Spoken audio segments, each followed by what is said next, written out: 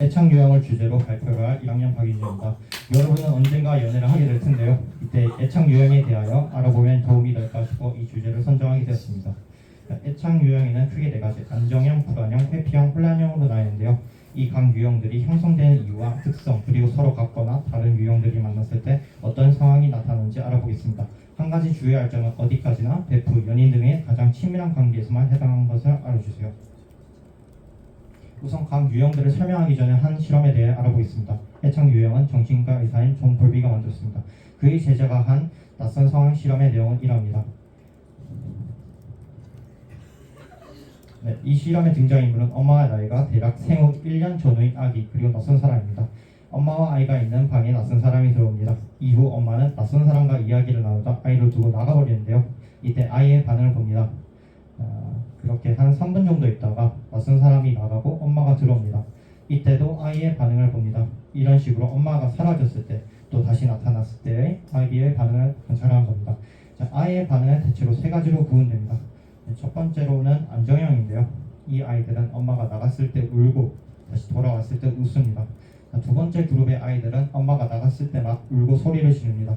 근데 여기서 차이는 엄마가 돌아왔을 때도 이제 발로 차거나 장난감을 던지면서 화를 이런 애들이 불안형이고요. 그리고 세 번째 유형의 아이들은 엄마가 나가든지 돌아오든지 울지도 않으면서 별 반응을 보이지 않습니다. 이 실험에는 뒷부분이 더 있는데요.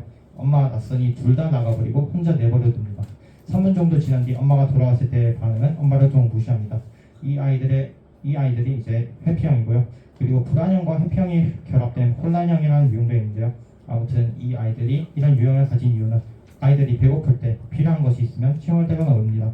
이때 안정형은 아기가 필요할 때마다 엄마가 그걸 해결해준 아이들입니다. 그로 인해 엄마와 아이인 안정적인 애착 관계를 형성합니다. 엄마와 아이가 배고플 때 자주 줄 때도 안 줄 때도 있습니다. 이때 아이는 더 세게 옵니다. 그런데 이번에 아예 안 줍니다. 그러면 애가 울다가 이제 그만 포기하고 더 이상 안 웁니다. 그래서 아이가 엄마가 나타나도 사라져도 별 생각이 없습니다. 이런 회피형 아이들은 독립심이 강합니다. 여기서 오해하시면 안 될 게 이런 유형이 나타나는 요인이 엄마에게만 있는 것이 아닙니다. 항상 성격은 선천적 요인과 후천적 요인이 결합되어 나타납니다. 어쨌든 이런 유형이 이후 성장해서 연애할 때 그대로 나타납니다. 불안형 아이들은 엄마의 사랑을 너무나 원하지만 그게 충족이 되지 않으면 이제 그것은 미움이나 원망으로 바뀌거나 합니다. 이후 이 유형이 성장해서 연애를 하면 상대에게 집착을 합니다.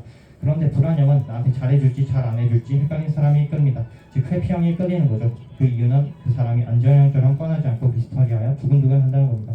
다음으로 얘기할 회피형은 한마디로 혼자가 편한 사람들입니다. 상대가 떨어져 있는 것이 좋지만 아주 멀어지는 게 좋은 건 아닙니다. 그래서 상대가 싫지는 않은데 너무 가까이 오면 싫은 겁니다. 그래서 불안형과 숨바꼭질을 하는 겁니다. 회피형과 만났던 불안형은 헤어진 이후 상당히 힘들 수 있지만 혼자 있는 거고요. 이 회피형들은 만나고 헤어지는 것에 별 감흥이 없습니다. 회피형의 관계를 살펴보자면 회피형끼리는 서로 소극적이게 잘 맺어지지 않고요. 안정형은 회피형이 적극적이지 않으면 다른 사람을 찾습니다. 그런데 불안형은 연락이 잘 안되면 애가 더 심하게 적극적이 됩니다. 그래서 회피형 입장에서는 관계를 유지하는데 힘이 덜 들어 회피형도 좋습니다. 그렇지만 이 관계는 지속적이기 힘든데 그 이유는 연애 초기에야 불안형이 회피형에게 끌리지 그 시간이 지날수록 불안형의 인내심이 바닥납니다. 다가가면 멀어지고 쫓아가면 도망가는 이런 관계에 지친다는 겁니다. 그래서 진지하게 얘기를 나눠보려 하면 각종 핑계를 대면 피하죠. 여기서 강하게 밀어붙이면 잠수를 타버리니까 이제 끝납니다. 이 사람들 원래 혼자가 편한 사람들입니다. 그래서 보통 목소리만 씁니다. 불안형들은 단순해 보일 때가 많습니다. 이런 모습에 호감을 보인 사람들은 이제 같은 안정형의 가능성이 크고요. 불안형은 별 매력을 느끼지 못하고요. 이 사람들은 밀당을 잘 하지도 관심도 없습니다. 그냥 좋으면 좋다고 싫다면 싫다고 표현하죠. 누군가를 좋아하면 잘 숨길 생각도 별로 없습니다. 그래도 불안형 안정형 관계에서는 장기적인 관계가 형성될 수 있습니다. 마지막으로 얘기할 혼란형은 누군가의 흥미를 느끼면 적극적으로 대시하는 불안형처럼 행동합니다.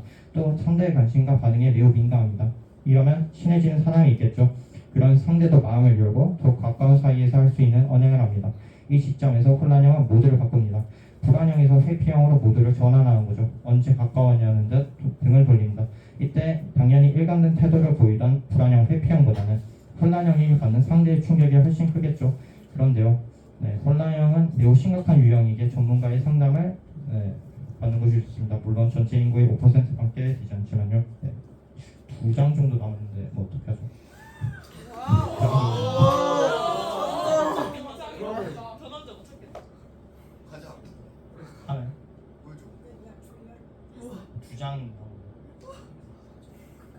마무리 지으세요.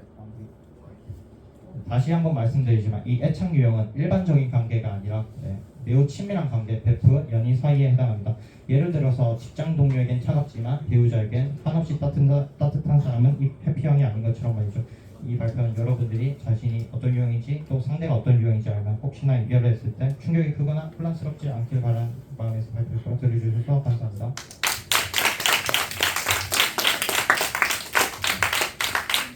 질문